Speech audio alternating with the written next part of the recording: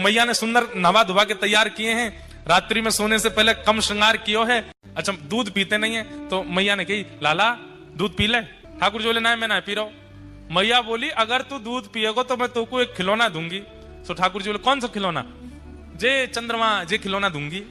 आप तो ठाकुर जी जिद कर रहे हैं मैया मैं तो यही खिलौना लूंगा। मैया बोली पहले दूध पी। सो ठाकुर जी चुपचाप दूध पी ले में, पूरा दूध पीवे के बाद में फिर मैया से कह रहे हैं। मैया बोली अच्छा लाला चंदा लेगो? हाँ आज नहीं कल दूंगी। सोई ठाकुर जी बिखर गए। मैया तेने झूठ बोल के दूध पिवाई दियो और मना कर रही है ना दे सकूं तो चंद्रमा। ठाकुर जी उतर गए मैया की गोद से और जमीन में, जैसे बालक जिद करते हैं ना, तो कई बालक आपने देखे होंगे वो रोते हैं, कई बालक जो हैं वो चिल्लाते हैं, पर पूरी मट्टी लगा लगा के अपने तन पे लगा मुझ चंद्रमा दे नहीं तो अपना रूप बिगाड़ू मैं। मैया बोली जो कोई जिद है लाला मुझको चंद्रमा चाहिए, मुझको अबई ला के दे। तेने मोते काय को कही कि चंद्रमा देगी और अब मैंने दूध पी लिया तो क्यों ना दे रही? यशोदा मैया बोली लाला तेरी कोई तुक है, तू कहां मांगे? अभी चंदा कैसे लाके दूं तो है? बोले मोह ना पतो चाहे कछु कर, नंद बाबा ते के नशे नहीं बनवा या तोड़ के लाऊ पड़ते। बोले कोई फल है या तोड़ के लाऊ पड़ते? ठाकुर जी कह रहे मैया तू बाबा ते कह इतनी बड़ी नशे नहीं बनवा या कुछ तोड़ के लाऊ पड़ते। यशोदा मैया बोली लाला मैं ना जा रही, चल तू चुपचाप बैठ जा। और मैया ने एक परात में पानी भर के लाला को वही में प्रतिबिंब दिखा दियो, गोद में लेकर के मैया बैठ के वो देख लाला जी रो चंद्रमा। ठाकुर जी मैया जी हमारे कमरा में आ गो। बोले हाँ अच्छा मैया जाए तो कह दे मेरे पास आ जाए, तू छेड़ा मत भग जाएगा नहीं तो। ठाकुर जी नहीं छेड़ो। जल किलोल करना ठाकुर जी को बहुत प्रिय लगता है। यशोदा मैया से कहेंगे मैया मैं जमुना जी जा रहा हूं। मैया के कहीं ना जावे को, अकेले तो बिल्कुल ना जावे को, बाबा के संग जा। और नंद बाबा से पहले यशोदा मैया कह दें ये माने को ना है, हाथ छुड़ाए करके जमुना जी में कूद जाएगा, प्रिया सर्दी है जाएगी, तुम यहाँ को हाथ पकड़ के रखी हो, जमुना जी किनारे घुमा लाओ पर जमुना जी में भीतर मत जान दी हो। नंद बाबा कहें चिंता मत करो बिल्कुल ना जाएगो। और ठाकुर जी को हाथ पकड़ के ऐसे उंगली पकड़वा करके नंद बाबा लेके जामे, धीमे धीमे ठाकुर जी चलें, सब जगह आंख मटकाते डोलें, सबरी गोपी देखें ठाकुर जी की चाल, ऐसी मधुर चाल। अच्छा मैया को एक स्वरूप और है यशोदा मैया को, जैसे ही ठाकुर जी नंद भवन से बाहर जावे वाले हो में तो मैया एकांत में लेके जावे, ठाकुर जी के बाल बिगाड़ दे, वस्त्रन को बिगाड़ दे, काजल को फैला दे नीचे तक, अब जा। ठाकुर जी की मैया इसका एक करे तू, सबरे मेरे बाल बिगाड़ दे, आंखन में काजल फैला दे, वस्त्रन को इधर उधर कर दे, तू जाने ना है गोपिन की नजर लग जाएगी, हमारे भरोसा बना के भेजूं। ठाकुर जी को लहंगा पहना दियो, सिर पर चुनरी उड़ा दे, नथ बेसर पहना दे, बिंदी भाल लगा दे, सब कछु कर दिए। ठाकुर जी बोले मु कहा करनो है मुझको बताए दो। बोले लाला अगली बार ते आए के बरसाने बार इनको चुनौती दोगे? बोले बिल्कुल नहीं दूंगो, सदा आपको दास रहूंगो, मुझको छोड़ दो। सबरी गोपी बोली ऐसे तो नहीं छोड़ेंगे, अब बहुत मुश्किल से पकड़ में आए हो, अब तो कछु अच्छो करेंगे। बोले कहा करें? ठाकुर जी को नार बना करके सबरी गोपी लेकर के गए, सौगंध दे के। बोले तुमको सौगंध बोलोगे नहीं? और नारी बन के ठाकुर जी को ले गए नंदरानी यशोदा के पास। और यशोदा मैया से जाके बोले मैया नई दुल्हन आई है, नई नवेली दुल्हन आई है, या को देख लो एक बार। मैया ने कही अरे भैया बड़ी सुंदर दुल्हन है, क्या को मोह तो दिखाओ। बोले मोह बाद में दिखावे कि पहले गुण देखो। बोले कहा गुण? नाच के दिखा। अरे अरे बहू नाच के दिखा मैया को। ठाकुर जी मैया के सामने ही नाच रहे हैं, प्रेम से नृत्य कर रहे हैं। यशोदा मैया कह रही है बड़ो बढ़िया नृत्य करे भैया ये तो लाली, अगर या को ब्याह ना भयो हो तो अपने छोरा तो या को ब्याह कराए दूंगी, ऐसी सुगड़ छोरी लेके आई हो, कैसो नाच रही है। अरे मैया तू कहे तो गा के सुना देगी। बोले हाँ गा के सुनवाओ। घूंघट के अंदर थे ठाकुर जी आलाप लगा लगा करके गा रहे। यशोदा मैया कह रही है बिल्कुल मेरे लाला की जैसा स्वर है, या को तो कैसो सुंदर गावे, कैसो सुंदर नाचे। अरे मैया तो को या की चाल दिखा में, ए चल के दिखा चल। आंगन में ठाकुर जी चल रहे हैं, चटक मटक सी चाल। यशोदा मैया कह रही है अरे मुंह पे तो सवर ना हेरो, मेरे लाला के काजे याते बढ़िया नहीं मिलेगी, या को मुंह दिखाओ। जैसे ही यशोदा मैया ने घूंघट ऊपर कियो, महाराज बजमारे दारी के तू कहां से आया यहाँ पे? अरे मैया तो को कहा बताऊ, सबरी गोपी ने पकड़ करके मुंह को नार बनाए दियो। अब सब गोपी कह रही हैं, मैया लाला नारी तो बन ही गयो है, नेक दरिया के संग नृत्य कर लो। गोपियां ताल बजा रही हैं और मध्य में होरी के रसिया लाला लाली बनकर के यशोदा मैया के संग नृत्य कर रहे हैं। लाला नए नए रूप बनावे, और रास विश्राम करके मुंह फुलाए के बैठ गए।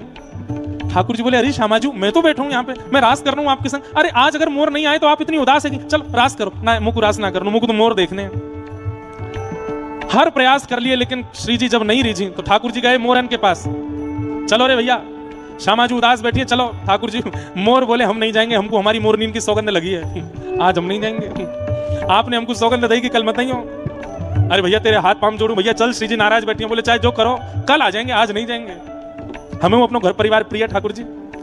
ठाकुर जी बोले कहा करूं, तो मोरन के पिछ जो गिर गए उनको इकट्ठा करके ठाकुर जी ने ही एक सुंदर मोर की जैसे फैलावरे पीछे के रेमे, ऐसा ठाकुर जी ने पंखन की श्रृंखला बनाई, अपनी कमर में बांधी, कुहुक कुहुक करते भय रास मंडल में आए। किशोरी जी बोली, अरे मोर आ गए, मोर आ गए। तभी कहा, देखो श्यामाजू के रिझवन कारण, श्यामाजू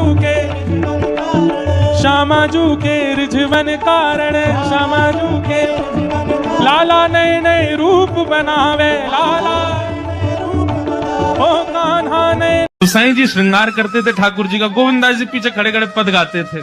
तो जैसे ही गुसाई जी श्रृंगार करते करते थोड़ा श्रृंगार लेने के लिए नेक दूर जाते, ठाकुर जी ऐसे खड़े खड़े नीचे से एक मोती उठाते, मोती उठा के ये मारते टक्के गोविंदास के सिर पे। और जैसे ही गोविंदास के सिर पे लगती, गोविंदास कहते माने ना तारी की तो बताऊं, रुक जा।